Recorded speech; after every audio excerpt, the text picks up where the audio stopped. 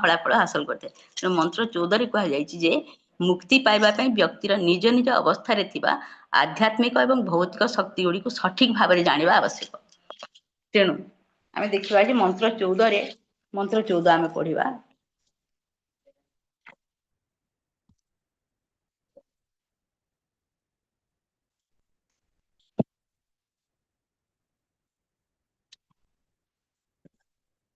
मंत्र 14 संभूतिं च विनाशं च यस्तद्वेदो भयं सह विनाशेन मृत्युं तीर्त्वा संभूतिं अमृतम अश्नुते। अनुवाद शब्दार्थ पढ़ी जदि आपण मैंने भल भाव बुझी पाइबे। संभूति अर्थ हूँ शाश्वत परम पुरुष भगवान। आम जोटा संभूति पढ़ीचु से होती दिव्य नाम रूप गुण लीला पार्षद और बासस्थान वैचित्र्य इत्यादि। भगवान जिते आम परम पुरुष भगवान को बुझा ताले परम पुरुष भगवान अर्थ जन को बुझाए ना। आम जपरी आमको अणुजीवन को आम जदि कहवा ताले मु बोली बा मो निज नाम जदि नवा ताले आम जन को बुझा, किंतु जिते भगवान को बुझा ताले भगवान अर्थ हूँ समग्र जहाँ को कहे पाराफेरनेलिया बोली। ताने से होचंती शाश्वत परम पुरुष भगवान सबु गुड़िक सहित दिव्य नाम रूप गुण लीला एवं तांकर समस्त पार्षद एवं तांकर बासस्थान वैचित्र्य सबु गुण को भगवान अर्थ बुझाए संभूति अर्थ। च एवं विनाशम देवता मनुष्य पशु इत्यादि मिथ्या नाम और जश सह अस्थायी भौतिक प्रकाश। च मध्य जो माने जेपरि अछंती तद ताहा वेद जानती उभयम उभय सह सहित विनाशेन सेही सबु जहाँ अवश्य ध्वंस हेब मृत्यु मृत्यु तीर्थ अतिक्रम करी संभूतिया भगवान को शाश्वत राज्य रे अमृतम अमरत्व अश्नुते उपभोग करे। अनुवाद एवं भावार्थ शिला प्रभुपाद द्वारा शिला प्रभुपाद की जय। परम पुरुष भगवान को एवं तांकर दिव्य नाम भल भाव जानिबा उचित। ता संगे संगे अस्थायी देवता मनुष्य और पशु सह तांकर अस्थायी भौतिक सृष्टि को जानिबा आवश्यक। जेतेबेले जणे यह जानि पारे सेतेबेले से मृत्यु को जय करे एवं क्षणिक जागतिक प्रकाश को मध्य जय करे एवं भगवान शाश्वत राज्य रे आनंद और ज्ञान शाश्वत जीवन उपभोग करे। हरि बोल। इथे आमे देखिले श्री उपनिषद रे प्रभुपाद कहउचंदी जे जेतेबेले आमे परम पुरुष को जानिबा दुई प्रकार अछि। जेहेतु आमे परम एवं अपेक्षिक ए जिनस गुड़िक देखिलु आमे 12 रु 14 भितरे, ताहले परम पुरुष भगवान को तांकर दिव्य नाम लीला गुण कीर्तन सबु गुड़िक एवं ता सहित अस्थायी भौतिक प्रकाश जोटा कि अपेक्षिक दुईटा जिनस को जे जानी पारे ताहले से कौन करे मृत्यु को मध्य जय करि पारे। मृत्यु को जय करने अर्थ आम आस्ते आस्ते बुझा कौन एवं जागतिक प्रकाश को मध्य से जय करि पारे एवं से भगवान शाश्वत राज्य रे प्रवेश करि पारे। प्रवेश करने योग्यता लाभ करे प्रवेश करि पारे एवं जेहेतु से राज्य रे शाश्वती जीवन अच्छी शाश्वती जीवन मध्य उपभोग करे। आमे देखिले ए भितरे को जिनसटा अच्छी आमे परम पुरुष भगवान तांकर जेतेबेले फास्ट आमे देखिले एठी जे कृष्ण को शारीरिक गठन जहाँ कह भगवान नाम गुण रूप लीला एगुड़िक कहीं आवश्यक तांकर शारीरिक गठन जानिबा कहीं गुरुत्वपूर्ण। जेहेतु भगवान को जानिबा आमर कौन दरकार अच्छे आम जो भक्ति मार्ग को प्रवेश कले ताहले आम भगवान विषय जानिले भगवान को जानिबा कौन दरकार अच्छी। आम जदि जन को जेहेतु आम आमर मुख्य उद्देश्य होची भगवान प्राप्ति करवा भगवान प्रेम प्राप्ति करवा स्नेह प्राप्ति करवा ताहले आम एवं भगवान को संपूर्ण भाव पाखरे शरणागत ही प्रेम करवा ताहले आम जदि जन को न जानिबा जन को विषय जदि आम जेकोसी जिनस विषय आम आग्रह प्रकाश पाइब कि जन को विषय जानिबा जन को विषय जानिले आम भल पाइबा जन को भल पाइबा विषय जानिबा पड़िबो तांकर गुण कौन अच्छी तांकर भल भाव कौन कौन से तांकर कर्तव्य कौन कौन सब गुण अच्छी कौन करूचंती से गुड़िक आमको जानिबा पड़िबो ता सहित आम तांकर रूप मध्य जानिबा पड़िबो। तेणु कृष्ण को शारीरिक गठन जानिबा जेतेबेले दरकार आम देखिबा जे से होचंती परम पुरुष ईश्वर परम कृष्ण सच्चिदानंद विग्रह से कि भलिया विग्रह सच्चिदानंद विग्रह अनादिर आदिर गोविंद सर्व कारण कारण जेहेतु से होचंती सच्चिदानंद पुरुष। ये आम मायावादी मान को प्रभुपाद संपूर्ण भाव खंडन कर शारीरिक गठन अर्थ से जन व्यक्ति आम कौन भाव कौन ଯାହାକୁ କୁହାଯାଏ ଯେ ସମ୍ପୂର୍ଣ୍ଣ ଭାବରେ ନିର୍ବିଶେଷ ବ୍ୟକ୍ତିଙ୍କୁ ଆମେ ପୂଜା କରୁନୁ ବା ଭାବୁନା, ତାଙ୍କର ଆମେ ଆରାଧନା କରିବା ନାହିଁ। କୃଷ୍ଣ ଯେହେତୁ କୃଷ୍ଣଙ୍କର ଶାରୀରିକ ଗଠନ ଅଛି, କିଭଳି ଭାବରେ ବ୍ରହ୍ମ ସଂହିତାରେ ତାଙ୍କୁ କୁହାଯାଇଛି ଯେ ପ୍ରେମାଞ୍ଜନ ଛୁରିତ ଭକ୍ତି ବିଲୋଚନ, କିଭଳି ଭାବରେ ସେ କଣ ହେଇଥାନ୍ତି, ସେ ପ୍ରେମାଞ୍ଜନ ଛୁରିତ ଭକ୍ତି ବିଲୋଚନ ସନ୍ଥ ସदैବ ହୃଦୟସୁ ବିଲୋକନ୍ତି, କିଭଳି ଭାବରେ ସେ ଜମ୍ ଶ୍ୟାମ ସୁନ୍ଦରମ୍ ଅଚିନ୍ତ୍ୟମ୍ ଗୁଣ ସ୍ୱରୂପମ୍ ଗୋବିନ୍ଦମ ଆଦି ପୁରୁଷମ୍ ତମହଂ ଭଜାମି। ସେ ହେଉଛନ୍ତି ଦ୍ୱିଭୁଜଧାରୀ। ଦେଖନ୍ତୁ ଏଇଠାରେ କିଭଳି ଭାବରେ ତାଙ୍କୁ ଅର୍ଚ୍ଚନା କରାଯାଉଛି। ତାଙ୍କର ଏଇଟା ହଉଛି ଗୋଲକ ଧାମରେ ଭଗବାନଙ୍କର କିଭଳି ସେ ଅଛନ୍ତି, ତାଙ୍କର ନିତ୍ୟ ତାଙ୍କର ଶାଶ୍ୱତ ଧାମ ହଉଛି ଗୋଲକ ଧାମ ଏବଂ ସେଇଠାରେ ତାଙ୍କର ଲୀଳା ସବୁବେଳେ ନିତ୍ୟ ଶାଶ୍ୱତ ଲୀଳା କାହିଁକି କୁହାଯାଏ ନା, ଶାଶ୍ୱତ ଭାବରେ ସେ ବିଦ୍ୟମାନ। ଆମେ ଭାବୁଛୁ ଯେ ଆମର ଏଇ ପାଖରେ ଗୋଟିଏ ଲୀଳା ହଉଛି, ତାପରେ ଆମେ ଜନ୍ମାଷ୍ଟମୀ ଯୋଉ ପାଳନ କରୁ ଆମେ ଭାବୁଛେ ଆଜି ଜନ୍ମାଷ୍ଟମୀ ବୋଲି, କିନ୍ତୁ ପ୍ରକୃତିରେ କହିବାକୁ ଗଲେ ଯୋଉ ଦିନ ଆମେ ପାଳନ କରୁ ଆମ ପାଇଁ ସେଇଟା ଆମର ପାଖରେ, ସେଇଟା ମର୍ତ୍ତ୍ୟଲୋକରେ ଆମେ ଯୋଉ ବିଶ୍ୱ ବ୍ରହ୍ମାଣ୍ଡରେ ଅଛୁ ବା ଯୋଉ ପାଖରେ ଆମେ ଅଛୁ, ଯୋଉ ଲୋକରେ ଆମେ ଅଛୁ ସେଇ ଲୋକରେ ଆମେ ଭାବୁଛେ ସେଇଦିନ ସେ ଅବତୀର୍ଣ୍ଣ କରିଥିଲେ ବା ସେଦିନ ସେ ଆସିଥିଲେ ବୋଲି। କିନ୍ତୁ ଅସଂଖ୍ୟ ଭାବରେ ଯେତେ ଯେତେ ବ୍ରହ୍ମାଣ୍ଡ, ଅସଂଖ୍ୟ ବ୍ରହ୍ମାଣ୍ଡ, କୋଟି କୋଟି ବ୍ରହ୍ମାଣ୍ଡ ଅଛି ଏବଂ ସବୁବେଳେ ସେ ଶାଶ୍ୱତ ଭାବରେ ଆଜି ଗୋଟେ ଜାଗାରେ ଆମେ ଦେଖିଲେ କାଲି ଗୋଟେ ଜାଗାରେ ଦେଖିଲେ, ତେଣୁ ସେ ହେଉଛନ୍ତି ଶାଶ୍ୱତ ପରମ ପୁରୁଷ। ତେଣୁ ତାପରେ ତାଙ୍କର ଯୋଉ ଏଇଠି ଆମେ ଦେଖୁଛେ ତାଙ୍କର ଯୋଉ ବର୍ଣ୍ଣନା କରାଯାଇଛି, ଆମେ ଦେଖୁଛେ ଦେଖନ୍ତୁ ତାଙ୍କର କଣ ଅଛି, ଚିନ୍ତାମଣି ପ୍ରକର ସଦା ଲେଖା ହେଇଛି, ଚିନ୍ତାମଣି ପ୍ରକର ସଦ୍ମ ସୁକଳ୍ପ ବୃକ୍ଷମ ଲକ୍ଷାବୃତେ ସୁସୁର ଭୀର ବିପାଳୟନ୍ତମ ଲକ୍ଷ୍ମୀ ସହସ୍ର ଶତ ସମ୍ଭ୍ରବ ସେବ୍ୟମାନମ ଗୋବିନ୍ଦମ ଆଦି ପୁରୁଷମ ତମହଂ ଭଜାମି। ତାଙ୍କୁ ସମ୍ପୂର୍ଣ୍ଣ ଭାବରେ କେତେ ସହସ୍ର ସହସ୍ର ସେବିକା ତାଙ୍କର ଥାନ୍ତି, ଲକ୍ଷ୍ମୀ ଥାନ୍ତି, ତାଙ୍କର ପୂଜା କରିଥାନ୍ତି ଏବଂ ତାଙ୍କର ରୂପ ପୁଣି ଆଉ ଥରେ କୁହାଯାଇଛି, ବେଣୁ କୁଣନ୍ତମ ଅରବିନ୍ଦ ଦଳାୟତଖଂ ବରାବତମ ସମାସିତାମ୍ବୁଦ ସୁନ୍ଦରାଙ୍ଗମ କନ୍ଦର୍ପ କୋଟି କମନୀୟ ବିଶେଷ ଶୋଭମ ଗୋବିନ୍ଦମ ଆଦି ପୁରୁଷମ ତମହଂ ଭଜାମି। ତାହେଲେ ତାଙ୍କର କଣ ସବୁ ଅଛି, ତାଙ୍କର କନ୍ଦର୍ପ କୋଟି କମନୀୟ, ତାଙ୍କର ଶୋଭା କନ୍ଦର୍ପ ଶହ ଶହ କୋଟି କୋଟି କନ୍ଦର୍ପକୁ ମଧ୍ୟ କଣ କରେ, ହରେଇ ଦେଇଥାଏ। ତେଣୁ ଭଗବାନଙ୍କର ରୂପ ଆମେ ଏଠି ଦେଖିଲେ ଦେଖନ୍ତୁ ତାଙ୍କର କିଭଳି ତାଙ୍କର ଧାମ ଏଠି ଅଛି, ଗୋଲକ ବୃନ୍ଦାବନରେ ଅଛନ୍ତି ଏବଂ କଣ କରିଛନ୍ତି। ତାପରେ ଆମେ ତାଙ୍କର ବ୍ୟକ୍ତିତ୍ୱ ଯେହେତୁ ଆମେ ତାଙ୍କର ବ୍ୟକ୍ତିତ୍ୱ ଜାଣିବା, ତାଙ୍କର ନାମ ଯାହାକୁ କୁହାଯାଏ, ତାଙ୍କର ନାମ ହଉଛି ସବୁ କିଛି ଏବଂ କଳିକାଳେ ନାମ ରୂପେ କୃଷ୍ଣ ଅବତାରେ ଏଇଠି ଦେଖନ୍ତୁ ଗୋପୀମାନେ ତାଙ୍କର ପୂଜା କରୁଛନ୍ତି, ତାଙ୍କର ସଖୀ ତାପରେ ଗୋପୀମାନେ ତାଙ୍କର ଶହ ଶହ ଗୋପୀ ସବୁବେଳେ ଗୋପୀମାନେ ଥାଆନ୍ତି, କିଭଳି ଭାବରେ ତାଙ୍କର ଗୋଟିଏ ମାତ୍ର ଚିନ୍ତା ଥାଏ, ଗୋପୀମାନଙ୍କ ଭଳି ଭକ୍ତ ଆଉ କେହି ନାହାନ୍ତି, ତାଙ୍କର ଗୋଟେ ମାତ୍ର ଚିନ୍ତା ଥାଏ କିଭଳି ଭାବରେ ସେ ଭଗବାନଙ୍କୁ କୃଷ୍ଣଙ୍କର କିଭଳି ଭାବରେ ସନ୍ତୁଷ୍ଟ କରିବେ। ହୁଏତ ସେମାନେ ପଛେ ଯାହା ହଉ ତାଙ୍କର ଆଉ ତାଙ୍କ ନିଜର କଣ ଯାହାକୁ କୁହାଯାଏ ଇନ୍ଦ୍ରିୟ ଉପଭୋଗ ବା କୌଣସି ଇନ୍ଦ୍ରିୟ, ତାଙ୍କର କୌଣସି ଇନ୍ଦ୍ରିୟ ନଥାଏ ନିଜର, ଭଗବାନଙ୍କ ପାଇଁ ସନ୍ତୁଷ୍ଟ କରିବା ପାଇଁ ସେମାନେ ସବୁବେଳେ ଭାବୁଥାନ୍ତି। କି ତାଙ୍କ ପାଇଁ ପାଣି ଆଣୁଛନ୍ତି, କିଏ ଆଣୁଛନ୍ତି ତାଙ୍କ ପାଇଁ ମାଳା ଗୁନ୍ଥୁଛନ୍ତି, କି ସେ କଣ ଚାହୁଁଛନ୍ତି ସେଇ ଜିନିଷ କରୁଛନ୍ତି। ଯେତେବେଳେ ତାଙ୍କୁ ପରୀକ୍ଷା କରିବା ପାଇଁ ଯେତେବେଳେ ଥରେ କୁହାଯାଇଥିଲା ଯେ ଭଗବାନଙ୍କୁ ଜ୍ୱର ହଉଛି ଏବଂ ଜ୍ୱର କେବଳ ଯିଏ ତାଙ୍କର ପାଦର ଧୂଳି ଦ୍ଵାରା ହିଁ, ଜଣଙ୍କର ପାଦର ଧୂଳି ଦ୍ଵାରା ହିଁ ତାଙ୍କର ମୁଣ୍ଡ ବ୍ୟଥା କମିବ। ତାହେଲେ ସମସ୍ତେ ଭାବିଲେ ଯେ ଆମେ ପାଦ ଧୂଳି ଦେଇକି କାହିଁକି ନରକକୁ ଯିବା, ମାନେ ନିଜେ ନରକକୁ ଯିବା କଥା ସମସ୍ତେ ଭାବିଥିଲେ। ସେତେବେଳେ ଗୋପୀମାନେ କହିଥିଲେ ଯେ ଆମେ ପଛେ ନରକକୁ ଯିବା, ଭଗବାନଙ୍କ ତାଙ୍କର କିଭଳି ଭାବରେ ସେ ଠିକ ରହନ୍ତୁ, ତେଣୁ ତାଙ୍କର ପାଦ ଧୂଳି ଦେବାକୁ ମଧ୍ୟ ସେମାନେ ପଛେଇ ନଥିଲେ। ଏଇଟା ହଉଛି ତାଙ୍କର ଲୀଳା ଏବଂ ତାଙ୍କର ନାମ ଯିଏ ନଉଥିବ ସବୁବେଳେ, ଭଗବାନଙ୍କର ନାମ ଏବଂ ଭଗବାନଙ୍କର ବ୍ୟକ୍ତିତ୍ୱ ତାଙ୍କର କୌଣସି ପ୍ରକାର କୌଣସି ପାର୍ଥକ୍ୟ ମଧ୍ୟ ନାହିଁ। ତେଣୁ ତାଙ୍କର ନାମ ଆମେ ଯଦି ନେବା ତାହେଲେ ଆଉ କିଛି ନାହିଁ, ଏଇ କଳି ଯୁଗରେ ନାମ ବ୍ୟତୀତ ଆଉ କିଛି ନାହିଁ। ତେଣୁ ନାମ ନେଇକି ହିଁ ଆମେ ତରିଯିବା। ହରେ କୃଷ୍ଣ କୃଷ୍ଣ କୃଷ୍ଣ ହରେ ହରେ, ହରେ ରାମ ରାମ ରାମ ହରେ ହରେ, ଏଇ ଷୋଡ଼ଶ ନାମ ହିଁ ଆମକୁ ଏଇ କଳି ମାନେ କାଳର ଏଇ ଯୋଉ ପୋଖରୀ ଯୋଉଟା ଅଛି ନଦୀ, ସେଇ ନଦୀରୁ ଆମକୁ ପାର କରିଦବ।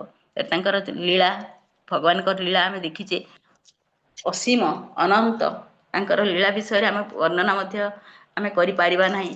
ଅନନ୍ତ ଯେତେବେଳେ ସେ ଅନନ୍ତ ମୁଖରେ ମଧ୍ୟ ତାଙ୍କର ଅନନ୍ତ ଶେଷଦେବ ମଧ୍ୟ ସେଗୁଡ଼ିକ ବର୍ଣ୍ଣନା କରିପାରିନଥିଲେ, ତାହେଲେ ଆମେ ଆଉ କିଏ ସେ ବିଷୟରେ କହିବା ପାଇଁ।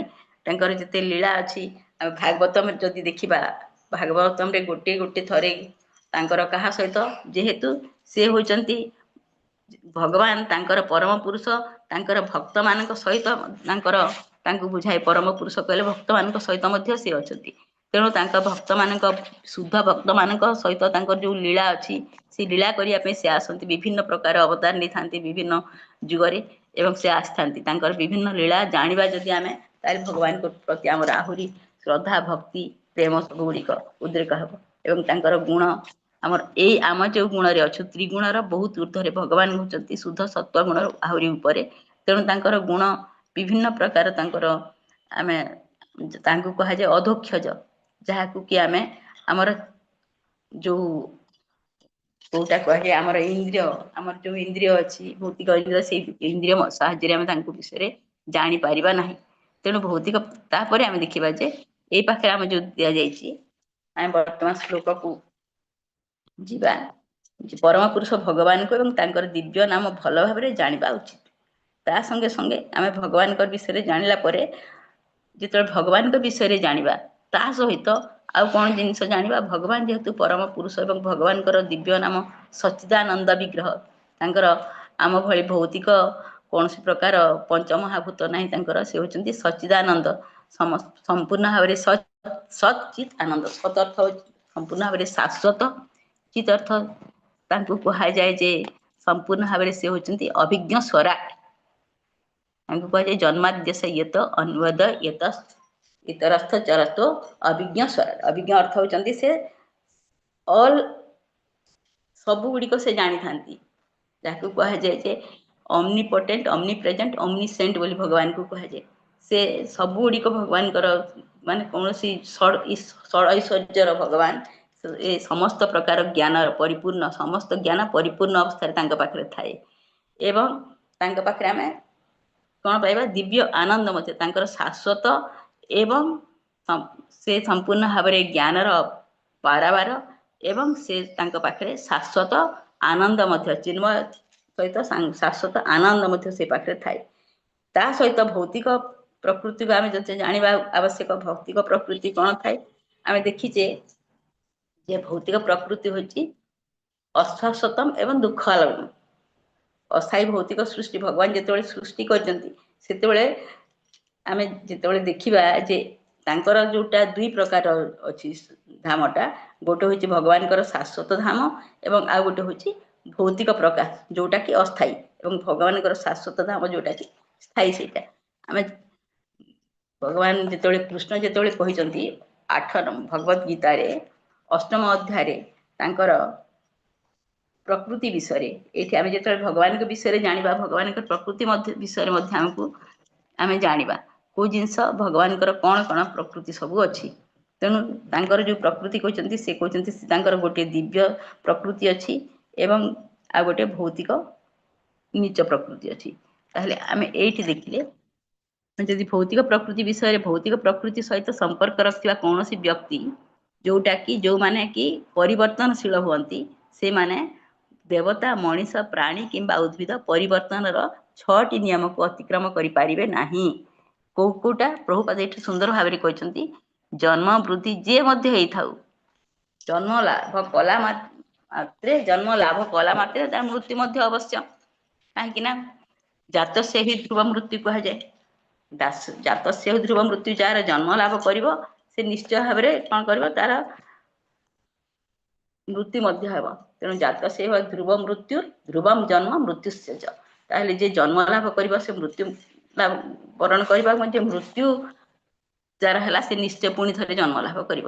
ଏଇ ଯୋଉ ଜନ୍ମ ଏବଂ ମୃତ୍ୟୁ ଲାଗିଛି ସେଇ ଭିତରେ ଜନ୍ମ ଲାଭ କରିବା ପରେ ଯେକୌଣସି ଜୀବର କଣ ହୁଏ, 6ଟି ପ୍ରକାର ପରିବର୍ତ୍ତନ ହେଇଥାଏ। ସେ କହିବ ନାହିଁ, କିଏ କହିବ ନାହିଁ ଯେ ମୋର କୌଣସି ପ୍ରକାର ପରିବର୍ତ୍ତନ ହେବ ନାହିଁ।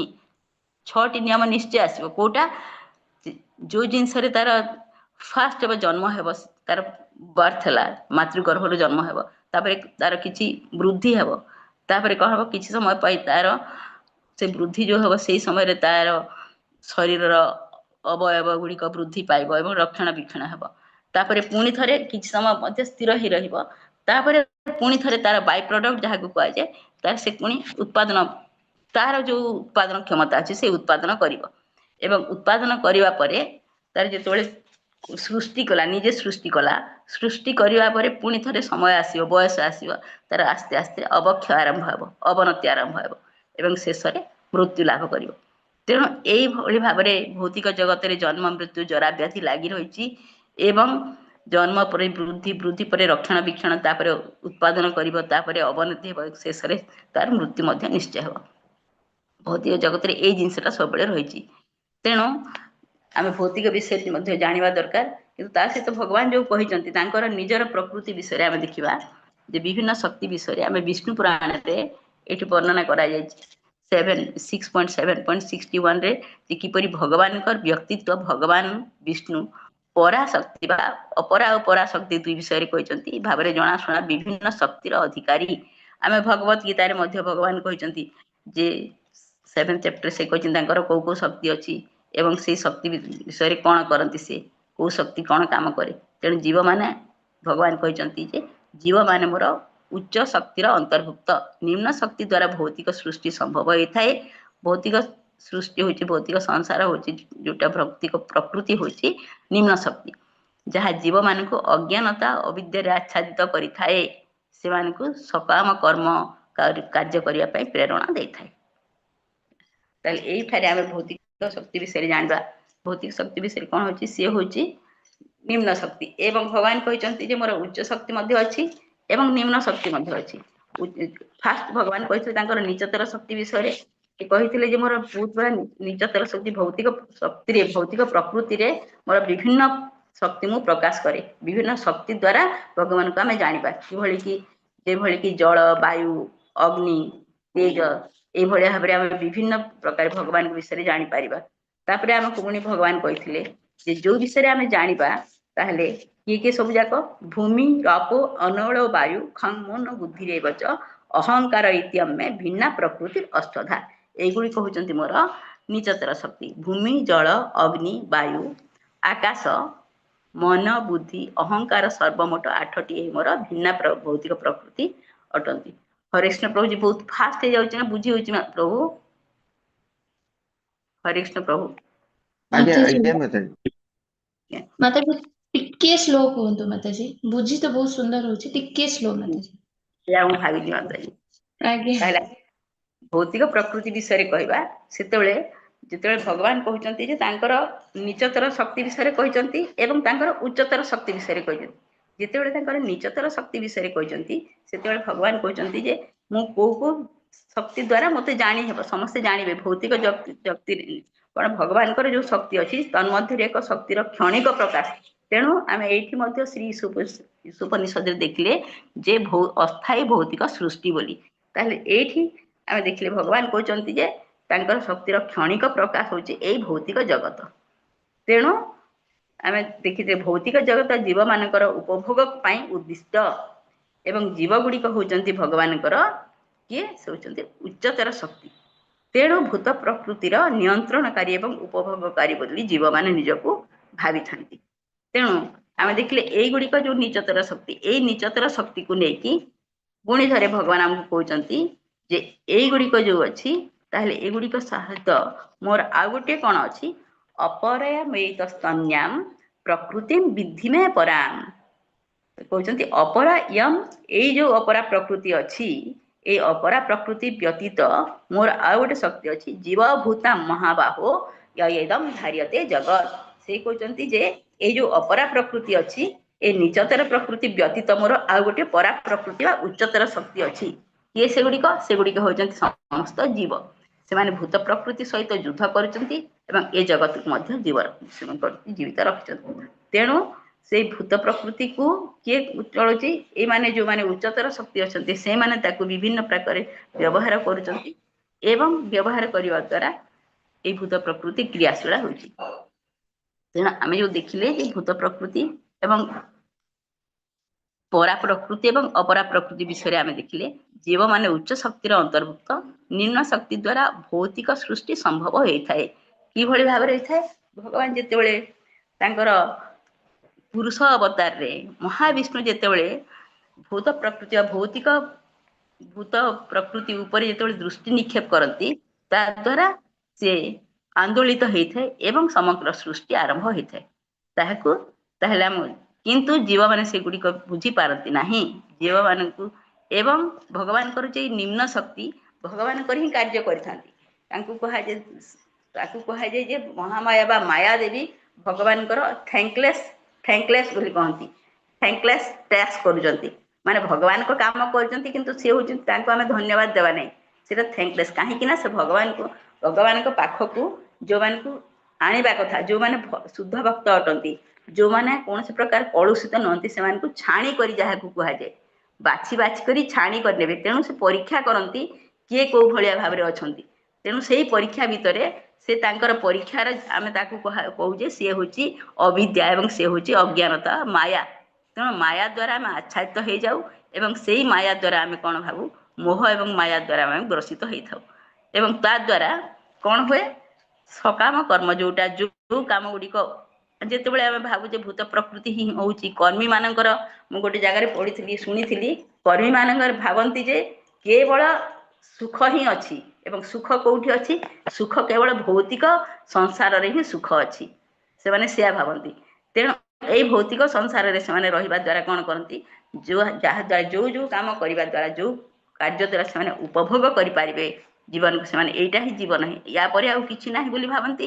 ତେଣୁ ସେମାନେ ସକର୍ମାତ୍ମକ କାର୍ଯ୍ୟ କରିବାକୁ ପ୍ରେରଣା ପାଇଥାନ୍ତି ଏବଂ ସେଇଭଳି ଭାବରେ ସେମାନେ କାମ କରିଥାନ୍ତି। କାହିଁକି ନା ସେମାନେ ଭାବନ୍ତି ଏହା ପରେ ଆଉ କିଛି ନାହିଁ, ମୃତ୍ୟୁ ପରେ ଶେଷ ହେଇଗଲା ସବୁ କିଛି। ତେଣୁ କର୍ମୀ ମାନେ ଭାବନ୍ତି ଯେ ଆମେ ପୂଜା କରିବା, ଆମେ 13 ନମ୍ବରରେ ମନ୍ତ୍ରରେ ପ୍ରଭୁ ସୁନ୍ଦର ଭାବରେ ବୁଝେଇଥିଲେ ଯେ ଯୋଉମାନେ ଯୋଉ ଭଳିଆ ଭାବରେ କାମ କରିବେ ସେମାନେ ସେଇଠିକି ଯିବେ। ଜଣେ କଲିକତା ଯିବା ପାଇଁ ଚାହିଁବ, ମୁମ୍ବାଇର ଟିକେଟ କରିବ, ସେ କ'ଣ କଲିକତାରେ ପହଞ୍ଚି ପାରିବ? ଠିକ୍ ସେଇଭଳି ଆମେ ଭଗବାନଙ୍କ ପାଖକୁ ଯିବା ପାଇଁ ଚାହିଁବା, ତାହେଲେ ଆମେ ଯଦି ଦେବତା ମାନଙ୍କୁ ପୂଜା କରିବା ତାହେଲେ ଆମେ କ'ଣ ଭଗବାନଙ୍କ ପାଖକୁ ଯାଇପାରିବା କି? ସେଇଟା। ତେଣୁ ଆମର କେବଳ ଯୋଉ ଭାବରେ ଆମର କ'ଣ ଥାଏ, ଯାହା ଦ୍ୱାରା ଆମେ ଫଳ ପାଇବା, ଉପଭୋଗ କରିପାରିବା, ଆମର ମନ କାମନା ପୂରଣ ହେଇପାରିବ, ସେଇଭଳିଆ କାମ କରିବାକୁ, ସେଇଭଳିଆ ପୂଜା କରିବାକୁ ଆମକୁ କ'ଣ ହୁଏ, ଭୌତିକ ପ୍ରକୃତି ଦ୍ୱାରା ଆମେ ପ୍ରେରିତ ହେଇଥାଉ ଏବଂ ସେଇଭଳିଆ ଆମେ ପୂଜା ମଧ୍ୟ କରିଥାଉ। ତେଣୁ ଏଇଗୁଡ଼ିକ ଯୋଉ ଆମେ ଦେଖିଲେ, ତାପରେ ଏଇଟା ହଉଛି ଆମର ଯୋଉଟା କି ଅସ୍ଥାୟୀ ଭୌତିକ ସୃଷ୍ଟି ବିଷୟରେ ଜାଣିଲେ। ଜଣେ ଯେତେବେଳେ ଅସ୍ଥାୟୀ ଭୌତିକ ସୃଷ୍ଟି ବିଷୟରେ ଏବଂ ଭଗବାନଙ୍କ ବିଷୟରେ ଜାଣିପାରେ, ସେତେବେଳେ ସେ ଭାବିପାରେ ଯେ ଏଇ ଭୌତିକ ସୃଷ୍ଟିରେ କିଛି ନାହିଁ। ଯେତେବେଳେ ସେ ଜାଣିବ, ତାହେଲେ ସେ ଜାଣିବ, ଆମେ ଫାଷ୍ଟ ଦେଖିଲେ ଯେ କର୍ମୀ ମାନେ ଭାବନ୍ତି ଯେ ସୁଖ ଅଛି କେବଳ ଭୌତିକ ସୃଷ୍ଟିରେ, ଏବଂ ଯୋଉମାନେ ମାୟାବାଦୀ ସେମାନେ ନେତି ବୋଲି କହନ୍ତି। ନେତି ଅର୍ଥ ନାହିଁ, ମାନେ କୌଣସି ଜାଗାରେ ମଧ୍ୟ ସୁଖ ନାହିଁ, ସୁଖ ହିଁ ଗୋଟିଏ ମାୟା ବୋଲି ଭାବନ୍ତି, ସୁଖ ନାହିଁ। କିନ୍ତୁ ଭକ୍ତି ଯୋଗୀ ମାନେ ଭାବନ୍ତି ଯେ ସୁଖ ଅଛି, କିନ୍ତୁ ସୁଖ କୋଉଠି ଅଛି, ଅଧ୍ୟାତ୍ମ ଦୁନିଆରେ ଅଛି, ଆଧ୍ୟାତ୍ମିକ ସଂସାରରେ ହିଁ ସମସ୍ତ ପ୍ରକାର ସୁଖ ଅଛି। ତେଣୁ ଆମେ ସୁଖ ଯଦି ଖୋଜିବା, ତାହେଲେ ଭଗବାନଙ୍କର ଯୋଉ ଶାଶ୍ୱତ ରାଜ୍ୟର ଯୋଉ ଆନନ୍ଦ ଏବଂ ଜ୍ଞାନ, ସେଇ ଜିନିଷକୁ ଆମେ ଉପଭୋଗ କରିପାରିବା, ତାହେଲେ ଭଗବାନଙ୍କୁ ଯଦି ଆମେ ଆରାଧନା କରିବା। ତେଣୁ ସେଇ ଭିତରେ କ୍ଷଣିକ ଜାଗତିକ ପ୍ରକାଶକୁ ମଧ୍ୟ ଆମେ ଜୟ କଲେ। କିଭଳି ଭାବରେ, ଆମେ ଯଦି ଭଗବାନଙ୍କ ବିଷୟରେ ଜାଣିଲେ, ଭଗବାନଙ୍କର ନାମ ଗୁଣ ରୂପ ଲୀଳା ବିଷୟରେ ଯଦି ଜାଣିଲେ, ତାହେଲେ ଭଗବାନଙ୍କୁ ଆରାଧନା କରିବାଟା ହିଁ ଆମର ସର୍ବଶ୍ରେଷ୍ଠ ହେଲା। ତେଣୁ ଏଇ ଯୋଉଟା କି ଅସ୍ଥାୟୀ, ଯୋଉଟା କି ଜନ୍ମ ମୃତ୍ୟୁ ଜରା ବ୍ୟାଧି, ଏଇଗୁଡ଼ିକ ମଧ୍ୟ ଅସ୍ଥାୟୀ ଭାବରେ ପାଇଲେ, ତାହେଲେ ତାକୁ ମଧ୍ୟ ଆମେ ଜୟ କରିଗଲେ। ଜୟ କରିଗଲେ ଅର୍ଥ ନୁହେଁ ଯେ ଆମର ମଧ୍ୟ ଜନ୍ମ ମୃତ୍ୟୁ ଜରା ବ୍ୟାଧି ଆସିବ ନାହିଁ, ଆସିବ। କିନ୍ତୁ ଭକ୍ତମାନଙ୍କର ସେଇ ଯୋଉ ମନୋଭାବ ଥାଏ ଜନ୍ମ ମୃତ୍ୟୁ ଜରା ବ୍ୟାଧିକୁ ନେଇକି, ସେଇ ଜିନିଷ ହିଁ ଆମକୁ କ'ଣ କରେ, ଏଇ ଜୀବନରେ ମଧ୍ୟ, ଏଇ ଶରୀରରେ ଥିଲେ ମଧ୍ୟ ଆମେ ତାକୁ ଜୟ କରିପାରିବା ଏବଂ ସେଇଗୁଡ଼ିକୁ ଆମେ ସେଇ ଦୃଷ୍ଟିକୋଣରୁ ଦେଖିପାରିବା ଯେ ଭଗବାନଙ୍କ ପାଖରେ ଯଦି ମୁଁ ମନ ଲଗେଇବି, ତାହେଲେ ମୋର ଜନ୍ମ ମୃତ୍ୟୁ ଜରା ବ୍ୟାଧି ଏ ବିଷୟରେ କୌଣସି ପ୍ରକାର ଭୟ ମଧ୍ୟ ରହିବ ନାହିଁ। ତାହେଲେ ଆମେ ବର୍ତ୍ତମାନ ଭାବାର୍ଥ ପଢିବା। ଦେଖନ୍ତୁ ତାପରେ ଦେଖିବା ଭାବାର୍ଥ ଟିକେ ଦେଖିବା।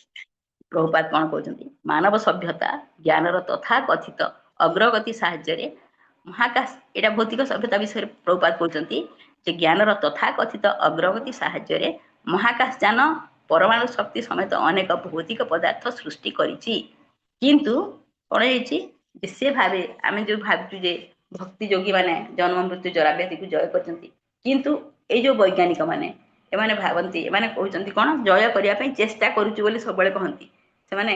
କିନ୍ତୁ ସେମାନେ ଏଭଳି ଗୋଟେ ପରିବେଶ ସୃଷ୍ଟି କରିବାରେ ବିଫଳ ହେଇଛନ୍ତି, ଯେଉଁଥିରେ ମନୁଷ୍ୟ ମରନ୍ତା ନାହିଁ, ପୁନର୍ବାର ଜନ୍ମଗ୍ରହଣ କରନ୍ତା ନାହିଁ, ବୃଦ୍ଧ ହୁଅନ୍ତା ନାହିଁ, ଯୋଉଟା କି ସମ୍ପୂର୍ଣ୍ଣ ଭାବରେ ଆମକୁ ଭୂତ ପ୍ରକୃତିର ନିୟମ ଯୋଉଟା ଅଛି, ଲ ଅଫ୍ ନେଚର, ଜନ୍ମ ମୃତ୍ୟୁ ଜରା ବ୍ୟାଧି ମଧ୍ୟ आसीबो नाही बोली सेमानकर गोटे भूल धारणा अछि सेमाने सेटा करि पारिबे नाही काहेकि भूत प्रकृतिर जहाँ नियम अच्छे से नियम विरुद्ध रे कई मध्य जाई पारिबा नाही जितेबाला जड़े बुद्धिमान लोक कौन तथाकथित वैज्ञानिक सम्मुख में यही प्रश्न सब उत्थापन करे से वैज्ञानिक खूब चतुरतार सह उत्तर दिए जे भौतिक विज्ञान ए दिए अग्रगति कर चली जितेबाला आम जहाँ पचार वैज्ञानिक से कहे चली एक्सपेरिमेंट चली एगुड़िक कौन अच्छी लेबोरेटरी अच्छी तार एक्सपेरिमेंट चली जितेबाला आम कर सारू बोली कहती ना तेणु मनुष्य को मृत्युहीन बार्धक्य विहीन करने संभव हेब बोली से भावती भौतिक विज्ञानी एभली उत्तर भूत प्रकृति संबंध में से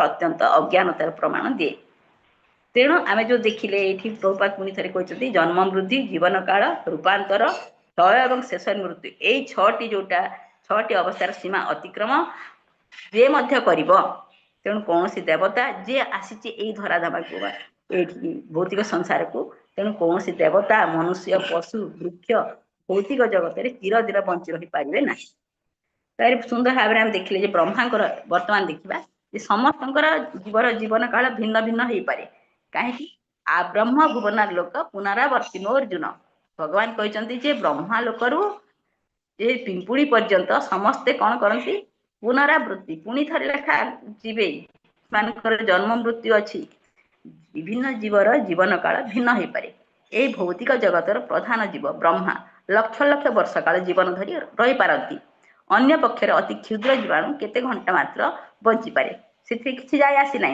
किंतु कहीं मध्य चिरदिन बंची पारे ना आम देखिए ब्रह्मांकर केते अच्छी ब्रह्मांकर आम देखी ब्रह्मांकर जोटा गोटे गोटे कल्प आम शहेटी जोटा दिव्य युग आसे दिव्य युग जाए तथापि ब्रह्मांकर आम हिसाब से होती 100 वर्ष किंतु आम लक्ष लक्ष कोटि कोटि केते वर्ष आम तार हिसाब कर पारिबा नहीं तेणु ब्रह्मांकर जीवन काल आमर जीवन काल सहित कौन भिन्न भिन्न होता है किंतु आम भावी था आम गोटे प्रकार अच्छे बोली तेणु ये प्रभुपा सुंदर भाव में कहते समस्ते क्षीर प्राप्त हुआ शेष में ध्वंस हुआ तेणु प्रकृतिर नियम अनुसार ब्रह्मागण गोटे ब्रह्मांड ब्रह्मांड जिते जिते कोटि कोटि ब्रह्मांड भगवान लोमकूपर बाहरी कोटि कोटि ब्रह्मांड जिते जिते ब्रह्मा अच्छा समस्ते समस्ते निश्चय मृत्यु मुखरे पतित हेबे तेणु विभिन्न विश्व लक्ष लक्ष ब्रह्मा अच्छा प्रत्येक शेष ब्रह्मा ठारू बृहत्तर अटंती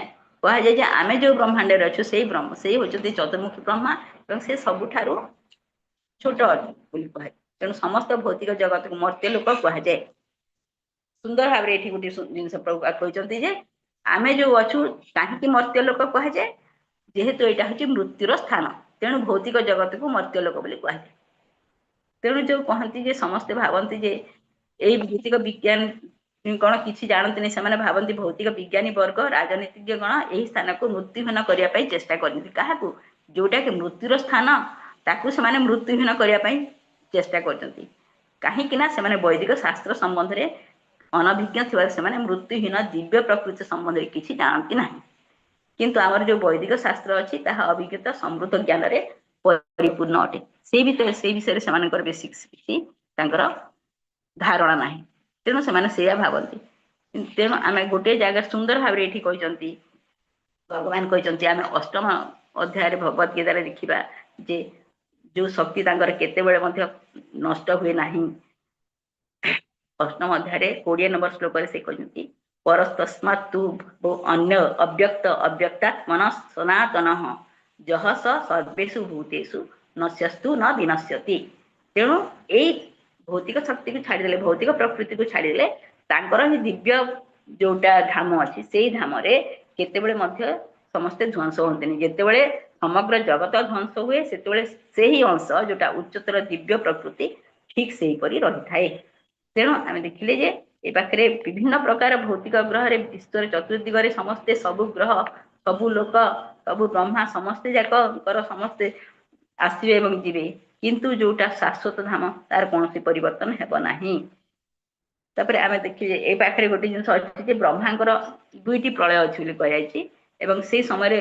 किए अव्यक्त रहे जे समय समस्ते ध्वंस हो जाती कौ समय जितेबले प्रलय घटे जिते ब्रह्मांकर फास्ट 2टी प्रलय अच्छी मेन दुईटी प्रलय अच्छी गोटे हूँ ब्रह्मांकर जितेबले राति हुए ब्रह्मांकर जितेबले दिवस हुए से समय समग्र भूत प्रकृति सजाग हो उठे सृष्टि हुए एवं आमर जो चतुर कौन अच्छी चतुर दिव्य जुग अच्छी सत्य त्रेता द्वापर एवं कली यही चारिटी जुग आसे से माने एवं से गुड़िक 100 थर आसिका जीवा परे तापरे ब्रह्मांकर गोटे राति हुए सेटा गोटे दिन एवं गोटे राति कल्प कहे भगवान से समय तांकर राति हुए जो समय भगवान ब्रह्मांकर राति हुए से समय कौन हुए ताकू गोटे प्रलय बोली कहे से प्रलय समय समग्र भौतिक जगत ताहाकू छाड़ी दुईटी मात्र ऊपर जो आमर उच्च लोक अच्छी 14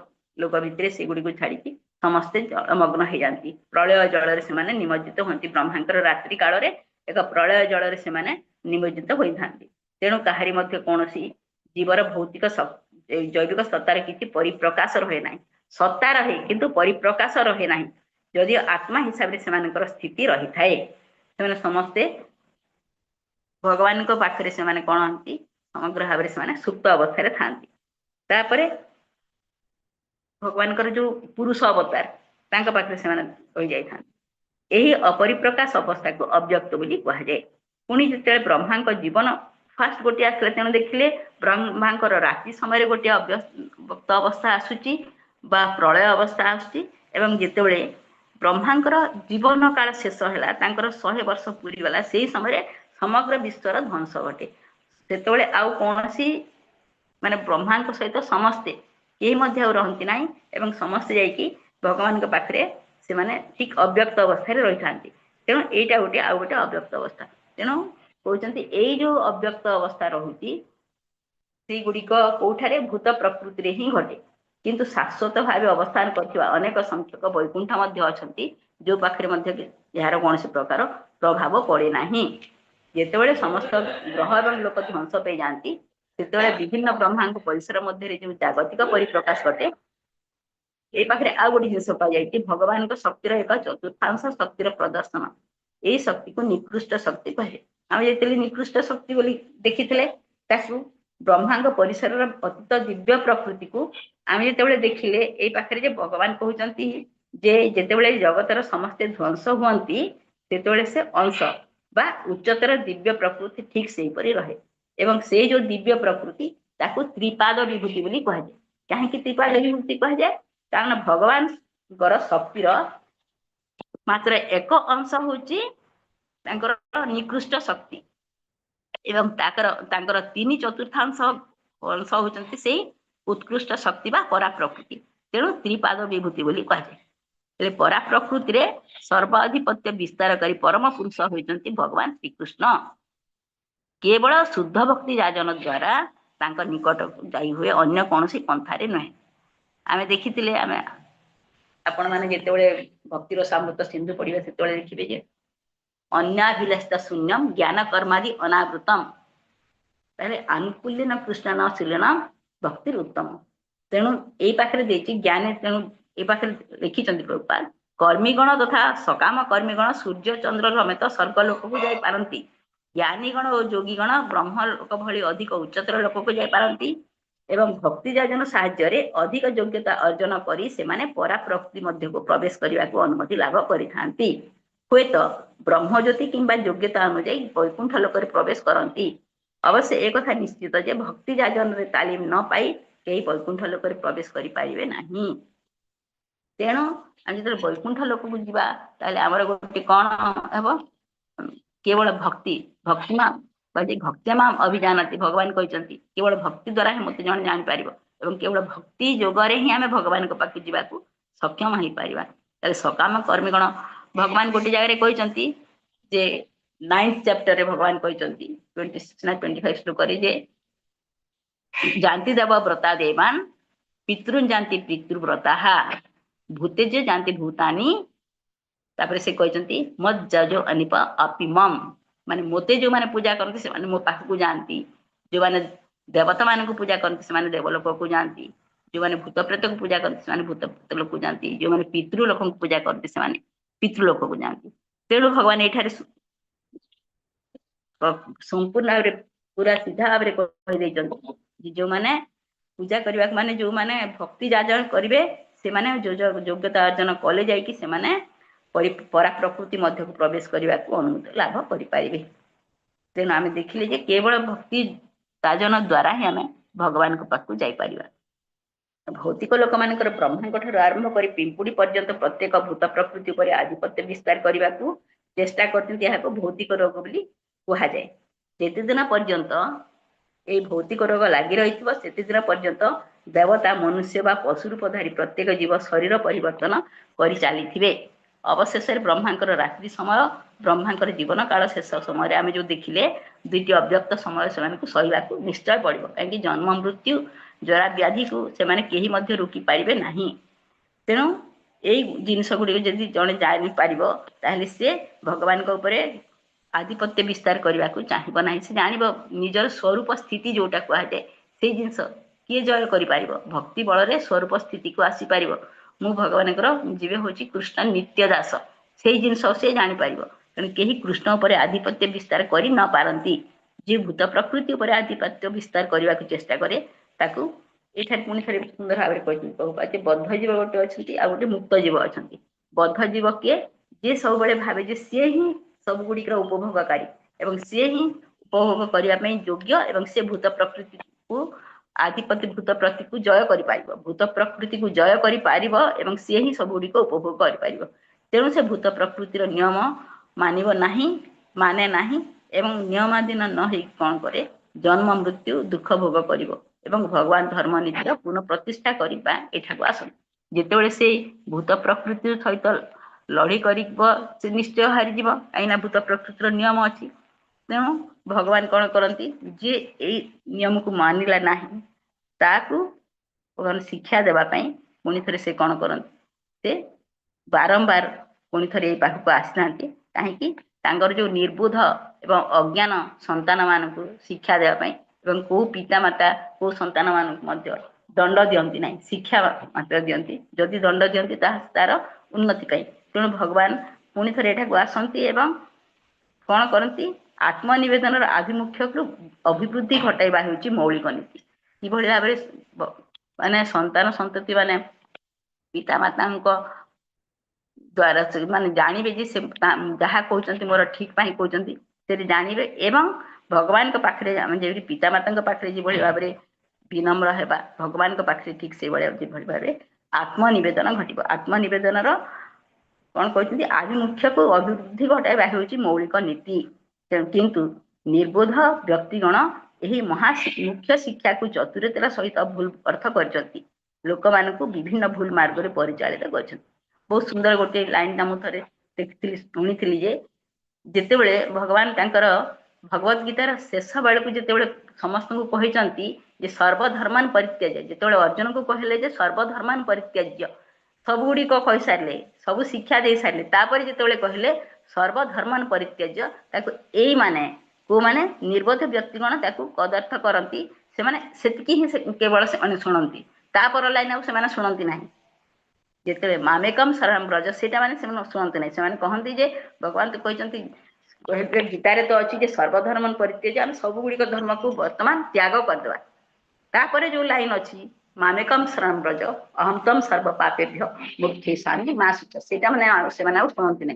तेणु से मुक्त शिक्षा को चतुरतार सह भूल अर्थ कर लोक मान विभिन्न भूल मार्ग परिचालित कर जोटा से दिन गत क्लास बहुत सुंदर भाव विसर्जन प्रभु कहते माधव सेवा एवं मानव सेवा विषय माधव सेवा कले ही मानव सेवा कर किंतु समस्ते भावती मानव सेवा करी विभिन्न प्रकार हॉस्पिटल खोलीदेवी एवं सेटा ही मोर जीवन लक्ष्य बोली किंतु से डाक्तरखाना खोलने जो करती एवं भौतिक रोग जोटा भौतिक भाव को भौतिक मेडिसिन द्वारा भौतिक औषधि द्वारा केते किए संपूर्ण भाव में कौन करें ना क्योर करें ना।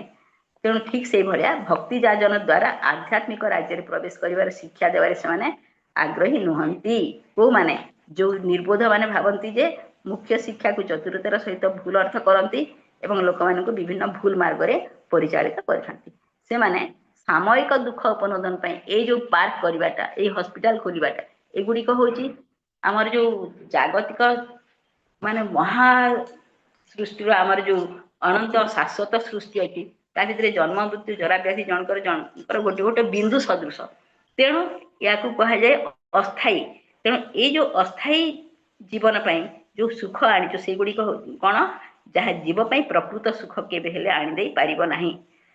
ताहले कोटा दुई प्रकार सुख अच्छे आम देखा श्रेय एवं प्रिय बोलिकी जोटा श्रेय से हूँ आमको अनंत काल भगवान पाखु जावाई जोटा उत्साह दिए प्रेरणा दिए और साहाय्य करे से सुख पाइबा किंतु प्रिय जोटा हूँ केवल अस्थाई। तेणु ये पाखे जो तार देह खराब हो गला मेडिसिन दियो विभिन्न प्रकार खाद्य नहीं खाद्य दे युड़िक जिनस हूँ पार्क बुलवाक नियो किंबा मन कौन करने उपभोग करने समय कटेगा अवसर विनोदन गोटे जगह बुलवाक गले युड़िक सब गुड़िक हूँ अस्थायी जिनस। तेणु प्रकृतिर प्रलयकारी शक्तिर मुकाबिला करने से विभिन्न प्रकार सरकारी एवं अर्ध सरकारी संस्था स्थापन करती किंतु किपरि अलंघनीय प्रकृति को शांत करा जाय पारे ताहा से जानती नहीं। तेणु बहु लोक भगवत गीता उपर महापंडित बोली निजक विज्ञापित करती किंतु भूत प्रकृति को शांत करिबारे जो वास्तव प्रणाली अच्छी ताहा कौन संपूर्ण गीतार स्पष्ट भाव में कहा जायछि केवल भगवत चेतना जागृत करने द्वारा ही शक्तिशाली प्रकृति को शांत करा जाय पारे अन्य कौन सी उपाय नुहे। तेणु भूत प्रकृति को शांत करने आम जो निज हिसाब से निज इच्छा ये हॉस्पिटल खोलला किए दरिद्र नारायण मान को खाद्य केते दिन दे पारिबो तापरे पुणी थरे तापरे से बुलेवा नेला सब बुले कर आणला एगुड़िक हूँ कौन केवल ठकिबा जिनस भूत प्रकृति ठकिबा जिनस भूत प्रकृति कहीं जय कर पारे ना भूत प्रकृति को शांत कर पारे भूत प्रकृति को शांत करने गोटे मात्र उपाय हूँ भगवत चेतना जोटा आम भितर सुप्त हो रही भगवान भक्तिटा ताकू आम कि भाव में जागृत करवा। तेणु श्री उपनिषद यही मंत्र अवश्य शिक्षा दिए जे संभूति एवं विनाश उभय को एका संगे भल भाव जाना कथा। संभूति जे भगवान जो धाम अच्छी भगवान विषय जोटा अच्छी भगवान नाम गुण रूप लीला विषय अच्छी एवं तांकर शुद्ध भक्त मान विषय अच्छी एवं विनाश अर्थात क्षणस्थायी भौतिक परिप्रकाश को केवल जानी तमे किसी रक्षा करि परिबो नाही। टिके विनाश क्षणस्थायी प्रकृति को जानिले आमे केबे मध्य किछि करि पारिबा नाही। सेटा कोनोसी प्रकार काहे कि ना अहन्य हनि भूतानि गच्छन्ति ह जमालयम। धीरे धीरे आस्ते आस्ते जेतेबेले युधिष्ठिर को प्रश्न पचारिथिले यक्ष जे सबुठारु आश्चर्य जिनिस कोन सेतेबेले से कहिथिले जे प्रति मुहूर्त रे कौन हूँ समस्ते जाऊँच जमालयम को किंतु तथापि मध्य से भावुँ जे मु चिरदिन अमर हो रही। तेणु प्रकृतिर गति संगे आम जदि प्रति मुहूर्त आम जदि भावा जे मु डाक्तरखाना खोलिबा द्वारा कहारी को एठार प्रभुपाद कहते जे प्रति मुहूर्त डाक्तरखाना खोलिबा द्वारा कहारी ध्वंस मुख को कहा रक्षा करि हेबो नाही। आनंद एवं कीर्तनशील शाश्वत जीवन परिपूर्ण ज्ञान ही केवल से रक्षा करि पारिबो। भगवान विषय जदि शिक्षा देवा ताहले भगवान के विषय जदि आम जन कहवा आम जो जीवन लाभ कर प्रचार प्रसार करवा ताहा द्वारा ही आम से रक्षा करि पारिबा। आम जदि ऋषभदेव जिते कही जे भगवान विषय जो मनीष जन्मर ये मनीष जन्म को शाश्वत करने माने प्रकृति यथार्थ करने तार सार्थक करने केवल कौन दरकार मनीषर दुर्लभ जीवन रे तपस्या एवं भगवान तपस्या अर्थ भगवान को भक्ति करवाटा ही श्रेष्ठ बोली कहते। तेणु पुत्र जो शिक्षा देते से कहते जे ये दुर्लभ मनुष्य जन्म को पुणी प्रहलाद महाराज कहते दुर्लभ मनीष जन्म को यही भाव में आम उपयोग करने कथा जहाद्वारा कि आम भगवान को पाखु जापर भक्ति पाइपर। तेणु यही दिव्य जीवन हासिल करने कला लोक मान शिक्षित करने समग्र वैदिक योजना उद्दिष्ट। तेणु इंद्रिय उपभोग आधारित अन्य क्षणिक आकर्षणीय वस्तु द्वारा अनेक समय लोक विपथगामी होता से भावती जे यही जीवन में मुझे सबकि उपभोग करनेबी कहीं आ जीवन पाइबी ना। तेणु भगवान को सेवा को छाड़ी निजर सेवा करवाटा सबुठ बड़ मूर्खामी। तेणु अत्यंत तुच्छ। ये आम देखिले मायावादी और ब्रह्मवादी मध्य समानता कहुई जे मायावादी मान कौन चाहती मायावादी मान भावती जे नेति नेति किछि नहीं ସେମାନଙ୍କ ଧାରଣା ହେଉଛି ସବୁକିଛିକୁ ଏକାଠି କରିବା ଏବଂ ଧରି ରଖିବା। ପାର୍ଥକ୍ୟ ଗୁଡ଼ିକ ହେଉଛି ଦେଖନ୍ତୁ, ମାୟାବାଦୀମାନେ କହନ୍ତି, ପ୍ରଭୁପାଦ କହିଥିଲେ ଯେ ସତ୍ୟକୁ ପସନ୍ଦ କରିବା କିମ୍ବା ଅପସନ୍ଦ କରିବାର କୌଣସି ପ୍ରଶ୍ନ ନାହିଁ, ଏହା ସତ୍ୟ। ଯଦି ଆମେ ରକ୍ଷା ପାଇବାକୁ ଚାହୁଁ ତେବେ ଆମକୁ ଭକ୍ତି ସେବା ଆଡ଼କୁ ମୁହାଁଇବାକୁ ପଡ଼ିବ। ଶଙ୍କରାଚାର୍ଯ୍ୟ କହିଛନ୍ତି ଈଶ୍ୱରଙ୍କ ସ୍ୱରୂପ ହେଉଛି ମାୟା, ବ୍ରହ୍ମ ସତ୍ୟମ୍ ଜଗନ୍ ମିଥ୍ୟା। ଯଦି ବ୍ରହ୍ମ ସତ୍ୟ ହେଲା ତାହେଲେ ଜଗତ କିଭଳି ମିଥ୍ୟା ହେବ? ସେମାନେ ସବୁକିଛିକୁ ମାୟା, ଭ୍ରମ ଏପରିକି କୃଷ୍ଣଙ୍କର ଏକ ରୂପ ବୋଲି ବିବେଚନା କରନ୍ତି। ତେଣୁ ଏହି ମନୋଭାବ ଯୋଗୁଁ ସେମାନେ ପତନ ପାଆନ୍ତି। ସେମାନେ କ'ଣ କରନ୍ତି? ଭଗବାନଙ୍କର କୌଣସି ରୂପ ନାହିଁ।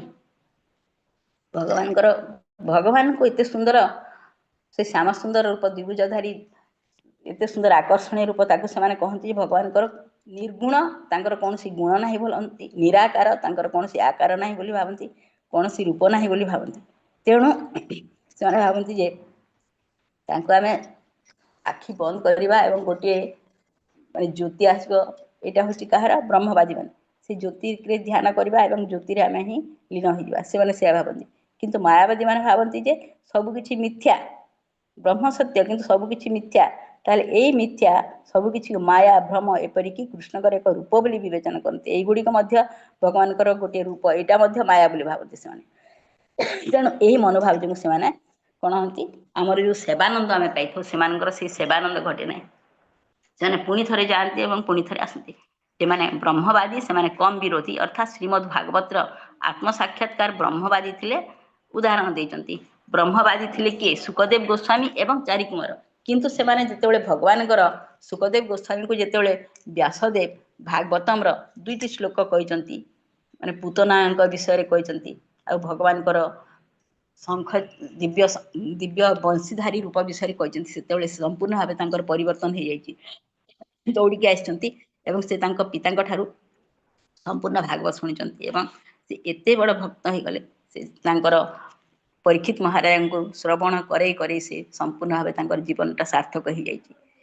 ଏବଂ ଚାରିକୁମାରଙ୍କ ବିଷୟରେ ଶୁଣିବା, ଚାରିକୁମାର ମଧ୍ୟ ବ୍ରହ୍ମବାଦୀ ଥିଲେ। ଭଗବାନଙ୍କ ବିଷୟରେ ସେମାନେ ଏତେ ତାଙ୍କର ଚିନ୍ତା ନଥିଲା, କିନ୍ତୁ ଯେତେବେଳେ ସେମାନେ ଥରେ ଯାଇଥିଲେ ବୈକୁଣ୍ଠ ଲୋକକୁ ଭଗବାନଙ୍କୁ ଦର୍ଶନ କରିବା ପାଇଁ ଏବଂ ତାଙ୍କର ଜୟ ବିଜୟ ତାଙ୍କୁ ପ୍ରବେଶ କରିବାକୁ ଦେଇନଥିଲେ ଏବଂ ସେଠି ସେମାନେ ଛିଡ଼ା ହେଇଥିଲେ, ସେଇ ସମୟରେ ଏଇ ଯୁକ୍ତିତର୍କ ସମୟରେ ଭଗବାନ ଆସିଲେ। ଭଗବାନ ଆସିଛନ୍ତି ମାତା ଲକ୍ଷ୍ମୀଙ୍କୁ ଧରିକି ଏବଂ ତାଙ୍କର ସେଇ ଯେଉଁ ତୁଳସୀର ବାସ୍ନାଟା, ତାଙ୍କ ଶରୀର ଯେଉଁ ତୁଳସୀ ଲାଗିଥିଲା, ସେଇ ତୁଳସୀର ବାସ୍ନା, ତାଙ୍କର ସେ ବାସ୍ନାରେ ସେମାନେ ଏତେ ବିମୋହିତ ହେଇଗଲେ ଯେ ତାପରେ ଭଗବାନଙ୍କୁ ସମ୍ପୂର୍ଣ୍ଣ ଭାବରେ ସେମାନେ ଭଗବାନଙ୍କର ଭକ୍ତ ହେଇଗଲେ। ତେଣୁ ପ୍ରଥମେ ସେମାନେ ମଧ୍ୟ କ'ଣ ଥିଲେ? ଯେ ସୁକଦେବ ଗୋସ୍ୱାମୀ ଏବଂ ଚାରିକୁମାର ସେମାନେ ବ୍ରହ୍ମବାଦୀ ଥିଲେ, କିନ୍ତୁ ଭଗବାନଙ୍କର ଆତ୍ମସାକ୍ଷାତକାର ପରେ ସେମାନେ କ'ଣ ଥିଲେ? ଭଗବାନଙ୍କ ସମ୍ପୂର୍ଣ୍ଣ ରୂପରେ ଶୁଦ୍ଧ ଭକ୍ତ ହେଇଗଲେ। ତାପରେ ମାନେ ଏଠାରେ ପୁଣି କୁହାଗଲା ଯେ ମାୟାବାଦୀ ମାନେ କ'ଣ ଚାହାନ୍ତି ବୋଲି। ବ୍ରହ୍ମବାଦୀ ମାନେ ସବୁକିଛି ବ୍ରହ୍ମା, ଏହି ଜଗତ କୃଷ୍ଣ ଇତ୍ୟାଦି ବୋଲି ଭାବନ୍ତି। ତାଙ୍କୁ ଏହା ପସନ୍ଦ ଆସିଲା କାହାକୁ? ଯେତେବେଳେ ସୁକଦେବ ଏଇଠି ଦେଖେଇଛନ୍ତି, ଦେଖାଗଲା ନାହିଁ, ଏଇଠି ଆମେ ଦେଖୁଛୁ ଚାରିକୁମାର ତଳେ ଛିଡ଼ା ହେଇଛନ୍ତି, ଦେଖନ୍ତୁ ଯିବା ପାଇଁ। ଜୟ ବିଜୟ ମନା କରୁଛନ୍ତି ସେମାନଙ୍କୁ ଏବଂ ଉପରେ ଭଗବାନ ଆସିଛନ୍ତି ଏବଂ ଭଗବାନଙ୍କର ଯେଉଁ ତୁଳସୀ ଦଳର ଗନ୍ଧରେ ସେମାନେ ସମ୍ପୂର୍ଣ୍ଣ ଭାବେ ବିମୋହିତ ହେଇଯାଇଛନ୍ତି। ତାପରେ କୁହାଯାଇଛି ତାଙ୍କୁ ପୁଣି ଥରେ ଏଇଟା ପସନ୍ଦ ଆସିଲା, ଏହା ହିଁ ତାଙ୍କୁ ଜଣେ ଜ୍ଞାନୀ ଭକ୍ତ ହେବାକୁ ପ୍ରେରଣା ଦେଲା। ଦେଖିଲେ ଯେ ଶେଷରେ ଆମେ ଦେଖିଲେ ଶ୍ରୀ ଉପନିଷଦରେ ଅଛି ଯେ ତମେ ଯଦି ତମର ମିତ୍ରଙ୍କର ଉନ୍ନତି ଚାହୁଁଛ, ଯିଏ ଜଣେ ଯଦି ହିତାକାଂକ୍ଷୀ ହେବାକୁ ଚାହିଁବା, କାହାର? ନିଜର ପୁତ୍ରରୁ, ନିଜର ମିତ୍ରଙ୍କର, ପୁତ୍ରଙ୍କର, ମାତା ପିତା, ବନ୍ଧୁ, ସଖା ଯେ ଚାହିଁବ, ତାହେଲେ ତାଙ୍କୁ ରକ୍ଷା କରିବା ପାଇଁ ଗୋଟେ ଜିନିଷ ହିଁ ଅଛି, କୋଉଟା? ଭଗବତ ଚେତନା ଜାଗ୍ରତ କରିବାକୁ ଆମେ ଚେଷ୍ଟା କରିବା। ତେଣୁ ସତ୍ୟ କୋଉଟା, ପରମ ସତ୍ୟ କୋଉଟା, ସେ ବିଷୟରେ ଆମେ କହିବା। ଏବଂ ଆଜିକାଲି ଯେଉଁ ଭୌତିକ ଆମେ ଯେଉଁ ଅଛୁ ଏଇଠି, ଭୌତିକ ପ୍ରକୃତି, ସେଇ ବିଷୟରେ ସମସ୍ତେ ଉପଭୋଗ କରିଛନ୍ତି। ଆହାର, ନିଦ୍ରା, ଭୟ, ମୈଥୁନ ସମସ୍ତଙ୍କର ଆସୁଛି। ସେଟା ମଧ୍ୟ ଯଦି ଆମେ କରିବା, ତାହେଲେ ପଶୁବତ ଜୀବନ ଧାରଣ କରିବା। ସେମାନେ ପଶୁ ସହିତ ଏବଂ ଆମର କୌଣସି ପ୍ରକାର ମଧ୍ୟ ପାର୍ଥକ୍ୟ ରହିବ ନାହିଁ। ଶେଷରେ ଆମକୁ ଏଇଠି ଆମେ ପିପିଟିରେ ଦେଖୁଛୁ ଯେ ବିଜ୍ଞାପନ ଡ୍ରାଫ୍ଟ ବୋଲି କୁହାଯାଇଛି, ଯେପରିକି ଆମେ ଭଗବାନଙ୍କର ନାମ ପାଇଁ, ଭଗବାନଙ୍କର ବିଷୟରେ ଆମେ କୃଷ୍ଣ ଚେତନା ପ୍ରତି ଆମେ ବିଭିନ୍ନ ପ୍ରକାର ଆମକୁ ମେଙ୍ଗାଲୋର ଇସ୍କନ ତରଫରୁ କୁହାଯାଏ ଯେ फेसबुक रे इंस्टाग्राम रे एवं विभिन्न प्रकार आमे जे भଳି भाबा कि प्रसार करबा प्रचार करबा कहा पई भगवान विषय समस्ते जो जानिबे। ये प्रश्न गुड़िक अच्छे देखो अलौकिक प्रकृति कौन एवं लौकिक प्रकृति या भूत प्रकृति कौन बोली कहुई। देखिले जे भगवान जिते चाहूँगी कौन चाहते सी को केतबेले भक्ति जाजन द्वारा ही आम भगवान को पाखु जापर। भगवान सब चाहती आम कि भाव में पाखक जापर से जिनस अच्छी एवं ये पाखे आमको प्रभुपाद श्री स्वपनिषद संपूर्ण भाव में सुंदर भाव में बुझेले जे आम वेद कौन आम जान प्रकृति उपनिषद जो श्री स्वपनिषद भगवान का विषय आम प्रभुपाद पाखे बसी प्रभुपाद विषय शुणिकी ही शुणिक ही आम कौन करवा आध्यात्मिक गुरु निकट में बसवा एवं परम नियंता अर्थात भगवान विषय ज्ञान प्राप्त होगा।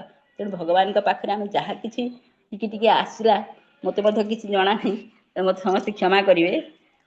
मत कि विशेष भाव में मुझे जानी ना वेद विषय कि श्री उपनिषद विषय चेष्टा कली कि माने ग्रंथ देखिक ही आपण मानकु पाखरे किछि कहवाई दुस्साहस करी। तेणु जदि किसी भूल भाल होती मत क्षमा करेंगे और कहार किसी जदि प्रश्न अच्छी ताहले आपण माने मते प्रश्न करि पारंती। शेयरिंग बंद हला ना माताजी? हरे कृष्ण माताजी। ना माताजी आउ टिके बैक जांतु मैन स्क्रीन को पड़े जाना।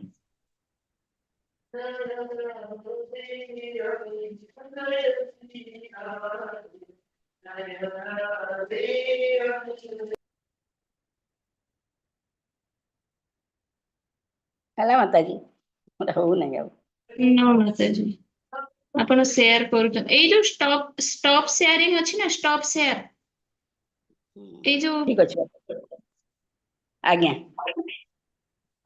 स्टॉप शेयर टा क्लिक कर दियंतु माताजी। स्टॉप शेयर तीनटा जो अछि ना आज्ञा आज्ञा आउ थरे नो यस ओके शेयर माताजी अछि नो प्रॉब्लम माताजी यस यार जदि किसी प्रश्न अछि माताजी को प्रश्न कर। हरे कृष्ण माताजी दंडवत प्रणाम माताजी। प्रणाम प्रभु जी कहतु प्रभु। हाँ एक्चुअली माताजी आमे जो पढ़िले माने जेमती आगुरी पढ़िले संभूति असंभूति जेमती तापर आप जो पढ़िले आपनकर माने जेमती पतिरे निराकारवादी आउ आपनकर जो आमे जेमती माने कृष्ण को प्रेम करछु आमे जेमती माने विग्रह निर्मूल्य मनोहर जेमती आमे दर्शन करी करछु माने भगवान गीता रे कहले तो माने तांको आराधना पे दुईटी मार्ग दरकार गोटे होची आपनकर निराकार मार्ग आ साकार मार्ग तापर से कहले निराकार टा बहुत डिफिकल्ट माने हम ପାଇଁ कि सेटा पॉसिबल नुह तो माने ब्रह्मवादी माने जेमती कहले आपण से माने ब्रह्म को उपासना करंती आउ से माने जाईकी माने तांको जे कोन एक्चुअली पार्थक्य कोन माने जो माने मेन एक्चुअली से माने आउथरे माने निराकारवादी और हम साकारवादी आम भितर तांको भितर कोन माने बेसिक डिफरेंस टा कोन थाए माताजी? हरे कृष्ण प्रभु बेसिक डिफरेंस मेन डिफरेंस अछि प्रभु से भगवान एत सुंदर माने विग्रह अच्छी से मानती ना तेणु से गोटे प्रकार नास्तिक बोली मत कहुए बोली कहती से भगवान को उपासना करती किंतु को भाई भाव में से भावती भगवान कौन रूप ना जदि भगवान रूप ना तो भावती जे भगवान रूप ना कि गुण ना आमर मेन हूँ आम जो पूजा कर भगवान रूप को लेकिन गुण को लेकिन भगवान को जो किसी आपड़ देखु आपण जहाँ को भल पाइबे कौन पसंद ना पसंद से अनुसार आपड़ देवे ना प्रभु आम भगवान को जदि आम कौन प्रकार रूप ना बोली भाबा तांकर कौन प्रकार गुण ना कौन टेस्ट ना कौन इच्छा ना ताहले आम जो पूजा करवा से गोटे फॉर्मालिटी ना भगवान को जन को आम चाहिए सी खुशी करने कि खुशी करवा से खुशी करने को चाहिए ना तेणु आकार जदि जनकर देखा जनक विषय जनकर जदि आकार अच्छी जन को जदि गुण अच्छी बोली जानिबा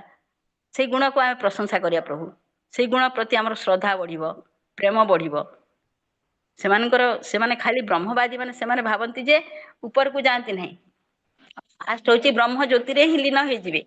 ब्रह्म ज्योति होची गोटे देखंतु गोटे टाउन भितरे भगवान को जो राज्य अच्छी आध्यात्मिक राज्य से राज्य भितर से प्रवेश करेंगे केते दूर ब्रह्म ज्योति अच्छी गोटे मन करंतु गोटे राज्य पर्यंत तापर राज्य भितर भगवान विराट पैलेस अच्छी ସେଇଟା ହେଉଛି ପରମାତ୍ମାକୁ ଯେ ମାନେ ଉପଲବ୍ଧି କରିପାରିବ ସେ ଯିବ। ତାପରେ ଶେଷରେ ଭଗବାନଙ୍କୁ ଯେ ଉପଲବ୍ଧି କରିପାରିବ ସେ ଭଗବାନଙ୍କ ଅଫିସକୁ ଯାଇପାରିବ।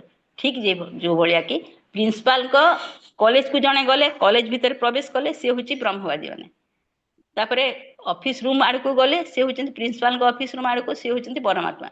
ତାର ପ୍ରିନ୍ସିପାଲଙ୍କ ପାଖକୁ ଯାଇକି ଭେଟିଲେ ସେ ହେଉଛନ୍ତି ମାନେ ଯେଉଁମାନେ ଭଗବତୀ। ତେଣୁ କୁହାଯାଏ ଯେ ମାନେ 3ଟି ସ୍ତର ଯେଉଁ ଅଛି, ବ୍ରହ୍ମବାଦୀ ଏବଂ ପରମାତ୍ମା ପୂଜା କରନ୍ତି ଯେଉଁମାନେ, ପରମାତ୍ମା ଉପଲବ୍ଧି ଯେଉଁମାନେ କରନ୍ତି, ଶେଷରେ ଭଗବାନଙ୍କୁ ଯେଉଁମାନେ ଉପଲବ୍ଧି କରନ୍ତି। ତେଣୁ ଲାଷ୍ଟଟା ସବୁଠୁ ଭଲ ହେଉଛି ଭକ୍ତି ଯୋଗ। ଯେଉଁମାନେ ସାକାରବାଦୀ, ଆମେ ଭଗବାନଙ୍କର ଗୋଟିଏ ସୁନ୍ଦର ରୂପ ଅଛି ବୋଲି ଭାବୁ।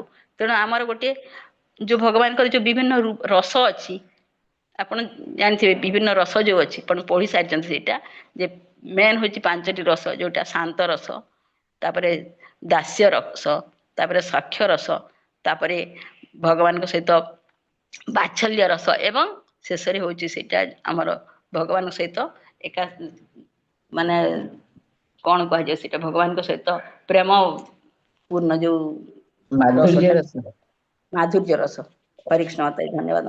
ତାହେଲେ ଏଇ ରସ ଗୁଡ଼ିକ ଆମେ ଭଗବାନଙ୍କ ସହିତ ଯଦି ମାନେ ଆମେ ଭଗବାନଙ୍କୁ ଯଦି ସାକାର ବୋଲି ଭାବିବା ନାହିଁ, ତାହେଲେ କିଭଳି ଭାବରେ ଆମେ ତାଙ୍କୁ ପୂଜା କରିପାରିବା, କିଭଳି ଭାବରେ ଉପଭୋଗ କରିପାରିବା ପ୍ରଭୁ। ତେଣୁ ସାକାରବାଦୀ ମାନେ ସବୁଠାରୁ କ'ଣ ଥାନ୍ତି, ଭଲ ପୋଜିସନରେ ଥାନ୍ତି। ସେମାନେ ଭଗବାନଙ୍କୁ ଆମେ ପୂଜା କରିପାରିବା, ଭଗବାନଙ୍କ ସହିତ ରସ ବିନିମୟ କରିପାରିବା। ଏବଂ ନିରାକାରବାଦୀ ମାନେ ସେଇ ଯେଉଁ ସେବାନନ୍ଦ ଆମେ ପାଇପାରିବା, ସେମାନେ ବ୍ରହ୍ମାନନ୍ଦରେ ହିଁ ରହିଯାଆନ୍ତି। ପୁଣି ଥରେ ଯେହେତୁ ସେମାନେ ବ୍ରହ୍ମାନନ୍ଦରେ ସେଇ ବ୍ରହ୍ମଜ୍ୟୋତିରେ ରହିକି ସେମାନଙ୍କୁ ବିରକ୍ତ ଲାଗିଯାଏ, କାହିଁକି ସେବା ନଥିଲେ କୌଣସି ପ୍ରକାର ଖୁସି ମଧ୍ୟ ଲାଗିବ ନାହିଁ ନା।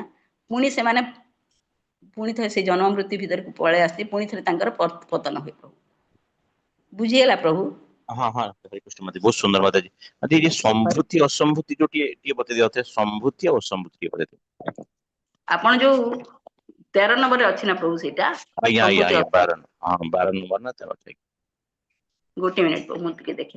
ସମ୍ଭୂତି ହେଉଛି ଭଗବାନଙ୍କୁ ଏଇ ପାଖରେ ପୁଣି ଥରେ ଯୋଉ କୁହାଛି 2 ପ୍ରକାର ପୂଜା ଦେଇଛନ୍ତି, ସେଇ ପାଖରେ ଭଗବାନଙ୍କର ନାହିଁ। ସେଇଠି କୁହାଯାଇଛି ବ୍ରହ୍ମବାଦୀ ମାନଙ୍କର ପୂଜା କୁହାଯାଇଛି। ମାନେ ଯୋଉମାନେ ଅସମ୍ଭୂତି ଅର୍ଥ ଯୋଉମାନେ ସମ୍ପୂର୍ଣ୍ଣ ଭାବରେ ଦେଖନ୍ତୁ, ଅନ୍ଧତମ ପ୍ରବିଶ୍ୟନ୍ତି ଯେ ସମ୍ଭୂତି ଉପାସତେ ତତୋ ଭୟ ଇବତେ ତମୋ ଯୋଉ ଅସମ୍ଭୂତ୍ୟମ ରତାଃ। ଯେଉଁମାନେ ଦେବତା ଆରାଧନା ରତ, ସେମାନେ ଅଜ୍ଞାନତାରେ ଅନ୍ଧକାରତମ ପ୍ରଦେଶରେ ପ୍ରବେଶ କରନ୍ତି। ତାପରେ ନିର୍ବିଶେଷ ବ୍ରହ୍ମା ଉପାସନା ଯୋଉମାନେ କରନ୍ତି, ସେମାନଙ୍କୁ କୁହାଯାଇଛି ଯେ ଏଇଟା ଅସମ୍ଭୂତ୍ୟ ବୋଲି। ସେଇଟା ଅସମ୍ଭୂତି। ନିର୍ବିଶେଷ ବ୍ରହ୍ମ ଉପାସନା କରୁଥିବା ଲୋକମାନେ ତହିଁରୁ ଅଧିକ ଭାବେ ଅଜ୍ଞାନତାର ଅନ୍ଧକାରରେ ପ୍ରବେଶ କରନ୍ତି। କାହିଁକି ନା ପ୍ରଭୁ ଦେବତା ମାନଙ୍କୁ ଯୋଉମାନେ ଆରାଧନା କରୁଛନ୍ତି, ଭଗବାନ କହିଛନ୍ତି ଯେ ଯୋଉମାନେ ଦେବତା ମାନଙ୍କୁ ପୂଜା କରନ୍ତି, ସେମାନେ ଶେଷରେ ମୋତେ ହିଁ ପୂଜା କରନ୍ତି। କାହିଁକି ଦେବତା ମାନେ ଭଗବାନଙ୍କର ଗୋଟେ ଗୋଟେ ଅଂଶ। ଭଗବାନଙ୍କର ଗୋଟେ ଗୋଟେ ଅଂଶ, ଏବଂ ଭଗବାନଙ୍କର ବିଭିନ୍ନ ଡିପାର୍ଟମେଣ୍ଟ ଯାହାକୁ କୁହାଯାଏ ପ୍ରତିନିଧିତ୍ୱ କରୁଛନ୍ତି।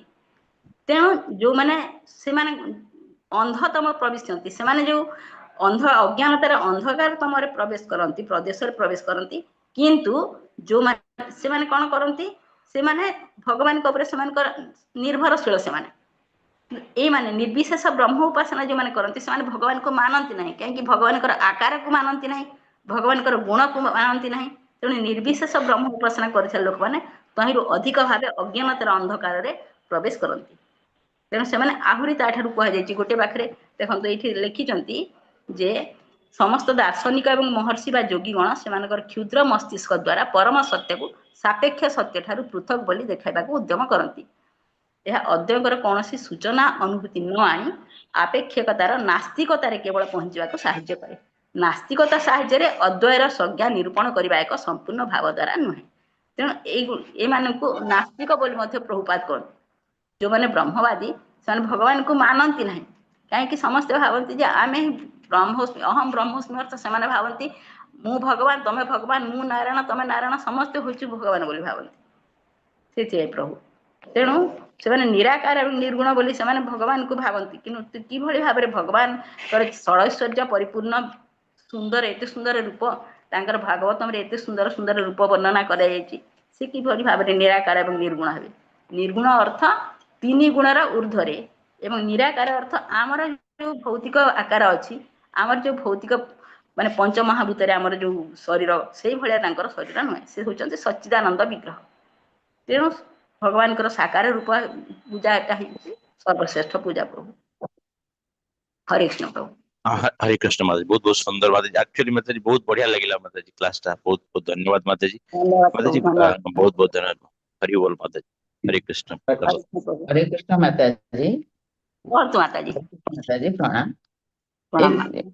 टाइम तो हो गलानी किए अल्प बुझे ये जो सेठ ना प्रलय पर हमर अव्यक्त अवस्था दुई थर आसे। गोटे अवस्था ब्रह्मांकर दिन राति सरिले गोटे अव्यक्त अवस्था नहीं कि माता जी हाँ प्रलय हुए गोटे आउ तापर जीवन काल शेष रे हम्म, ये जो से मोर संदेह होची इति जो हम्म, दिन ब्रह्मांकर गोटे राति दिन राति पर जो प्रलयटा होची सेतेबेले अव्यक्त अवस्था जोटा आछि कोउठ था पूरा से अव्यक्त अवस्थाटा जे जीवर जीवात्माटा कि चेतनाटा से सेमती रहे तांकर जीवन काल शेष पर्यंत से ना केमती कोन हुए आउ थरे पुणी माता जी समस्ते सुप्त ହେଇକି रहि जांती एई बाखे हम देखिले ना समस्तଙ୍କର अस्तित्व रहे ए बाखे हम देखिले सेमानकर अस्तित्व रहे माने सेमाने संपूर्ण भाबरे लीन होई जांती नै समस्त जो कहती भगवान सहित लीन होई गला सेटा हुए नाही सेने अपरिप्रकाश अवस्था को अव्यक्त कहा जाय अपरिप्रकाश बोली कहा जाय माता जी सेमाने अपरिप्रकाश थांती कोन हुए सेमानकर सत्तार किछि परिप्रकाश रहे नाही से तो थरे हो गला हरे कृष्ण माते से तो थरे हो गला से जो अपरिप्रकाश अवस्था रे रहिले अव्यक्त अवस्था रे सेमती पुणी तांकर ब्रह्मांकर दिन राति जो होउची 24 घंटा पर हमर सेटा से पुणी ताकर प्रकाश हबो ना से पूरा जीवन काल ध्वंस परे जाय कि प्रकाश हबो नहीं माता जी महाप्रलय तांकर राति गोटे राति सरिला परे ब्रह्मांकर गोटे राति सरी गला परे सेटा होउची कोन टेम्पोरारी आज्ञा गोटे होउची परमानेंट बहुत समय धरि के हबो आ गोटे टेम्पोरारी माने तांकर जीवन काल सरी गला परे सेटा बहुत समय धरि के हबो एटा जो हबो देखंतु तांकर गोटे राति सरी गला परे पुणी थरे जेतेबेले से सेतेबेले तांकर मृत्यु होय नै ब्रह्मांकर नहीं से तो आंशिक प्रलय हुए आंशिक सेटा होउची आंशिक प्रलय तेणु आज्ञा दुई थर जाक अव्यक्त अवस्था रे रहंती एवं दुई थर जाक पुणी थरे ब्रह्मा आमे माने समस्त हे जिबा माने अव्यक्त हे जिबा किंतु ब्रह्मा के जेतेबेले सोई पड़िथिबे ना सी पुणी थरे से निजे ही सृष्टि करिवे फास्ट थर कोन हे पुणी थरे मूलरो ही सृष्टि हबो भगवान जेतेबेले दृष्टि निक्षेप करिवे भूत प्रकृति ऊपर तापर सृष्टि आरंभ हबो तापर दिन हेतु फास्ट सृष्टि हवा संपूर्ण आ जोटा पूरा प्रलय शेष रे जो महाप्रलय पर महाप्रलय हमर सेही अव्यक्त आत्माटा थिबो अव्यक्त चेतनाटा आज्ञा आज्ञा थिबो से हाँ सेटा पुरुष अवतार जो थांती भगवान तांकर माने शरीर रे हम समस्ते आश्रय नेथिबा आमे सुप्त अवस्था रे थिबा अव्यक्त अवस्था रे थिबा माताजी पुणी थरे हमर प्रकाश जहारा से जो काहे नहीं माताजी देखंतु आत्मा जहारा जो गुण थिबो से गुण नै कि आमे जो आ गोटे जन्म पाइबा से गुण को नै कि पुणी थरे आसीबा ना माताजी हमको पंचदश अध्याय भगवान कहिसंती सेटा जे जो अवस्था रे हम थिबा जो भली अवस्था रे हमर पुणी थरे हमर कोन हेबो पुणी थरे हमको भगवान जेतेबेले सृष्टि करबे तापर ब्रह्मा जेतेबेले सृष्टि करबे से समय पुणी थरे हमें जो जो हमर गुण थिबो कि भली भाबरे जो जो हमर प्रकृति थिबो से प्रकृति को नै ही हमें आसीबा तेणु ए पाखरे कहा जाय छै हमको देखु पाखरे मु गोटे मिनिट माता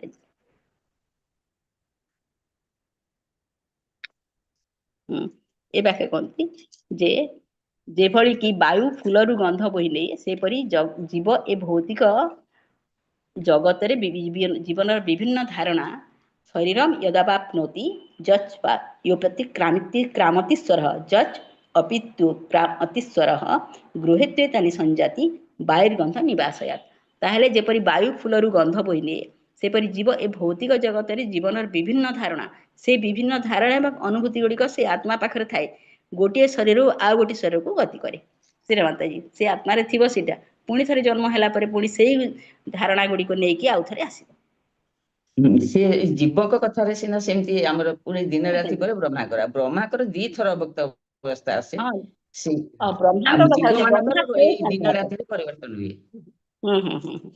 ब्रह्मा ऐसे सुप्त अवस्था थांती पुणी थरे सोई कि उठी कि से सृष्टि आरंभ करंती माने प्रथम रु जो महाप्रलय पर जो भगवान कर महाविष्णु कर जो कोन होय भूत प्रकृति पे दृष्टि निक्षेप होई कि आंदोलित हुए ସେଟା ଆଂଶିକ ପ୍ରଳୟରେ ହୁଏ ନାହିଁ ମାତାଜୀ। ବ୍ରହ୍ମା ନିଜେ ହିଁ ସୃଷ୍ଟି କରନ୍ତି ଆଜ୍ଞା ପ୍ରଳୟ। ହରିକୃଷ୍ଣ ମାତା, ମୁଁ ଯାହା ବୁଝିଛି ମାତାଜୀ। କାହିଁକି ମହାପ୍ରଳୟ ପରେ ପୁଣି ଥରେ ତାଙ୍କର ମୃତ୍ୟୁ ହୋଇଥିବ ନା, ପୁଣି ଥରେ ବ୍ରହ୍ମାଙ୍କୁ ନୂତନ ଜନ୍ମ ଦେବେ।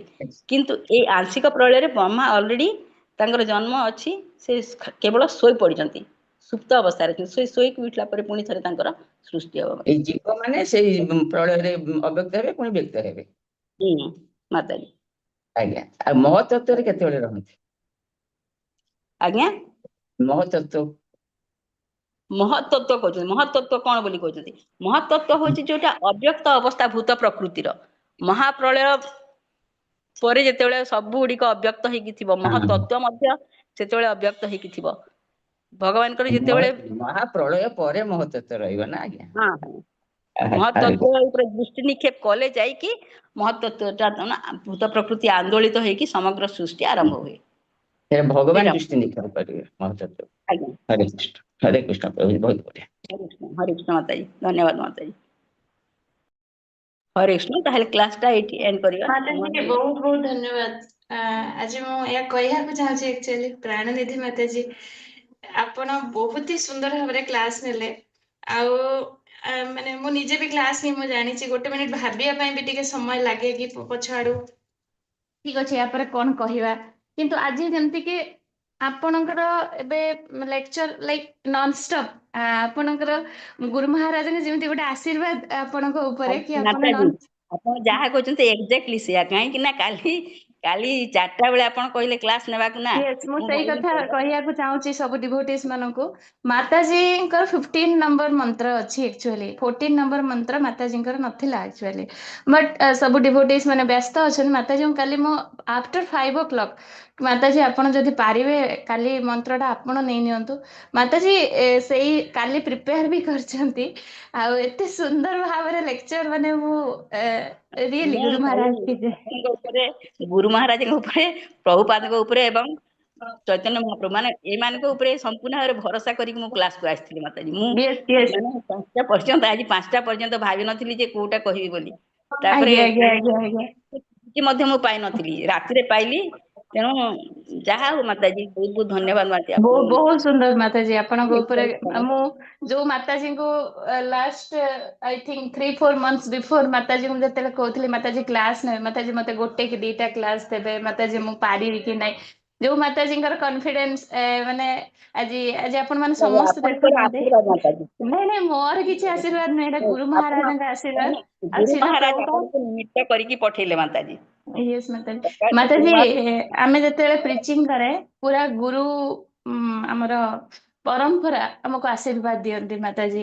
ଶିଲା ପ୍ରଭୁପାଦ ସବୁବେଳେ କହିଛନ୍ତି, ଯେତେବେଳେ ତୁମେ ବୁକ୍ ଡିଷ୍ଟ୍ରିବ୍ୟୁସନରେ ବି ଯାଅ, ତମ ବହି କେତେ ବିକ୍ରି ହେଲା କି ନହେଲା, that's not that most important. But ଯୋଉ କରେଜରେ ତୁମେ ଯାଉଛ, ଯୋଉ କରେଜରେ ତୁମେ ପ୍ରିଚିଂ କରୁଛ, କ୍ଲାସରେ ମେ ବି 1-2 ଜଣ ବି ଥାଆନ୍ତୁ, ବଟ୍ ତୁମେ ଯୋଉ ଯେତିକି ପ୍ରିଚିଂ କରୁଛ, ସେଇ ସମୟରେ ପୁରା ଗୁରୁ ପରମ୍ପରାଙ୍କର ଆଶୀର୍ବାଦ ଥାଏ ସେ ଭକ୍ତଙ୍କ ଉପରେ। ତେଣୁ ବହୁତ ବହୁତ ଧନ୍ୟବାଦ ମାତାଜୀ, ଆପଣଙ୍କୁ ଗୁରୁ ମହାରାଜଙ୍କୁ ବହୁତ ବହୁତ ଆଶୀର୍ବାଦ ମାତାଜୀ। ହରି ବୋଲ। ପ୍ରଣାମ ମାତାଜୀ। ହରେ କୃଷ୍ଣ। ସମସ୍ତଙ୍କୁ Yes, ପ୍ରଣାମ, ମାତାଜୀ। କ୍ଲାସ ଧନ୍ୟବାଦ। ଏଣ୍ଡ କରନ୍ତୁ। ବାଂଛା କଳ୍ପତରୁଭ୍ୟଶ୍ଚ କୃପା ସିନ୍ଧୁଭ୍ୟୈବ च पतितानां पावनेभ्यो वैष्णवेभ्यो नमो नमः। अनंत कोटि वैष्णव वृंद की जय। श्रीला प्रभुपाद की जय। श्रीला गुरुदेव की जय। उपस्थित समस्त भक्त वृंद की जय। जय हरे कृष्ण। हरे कृष्ण। समस्त प्रणाम। हरे कृष्ण माताजी, प्रणाम।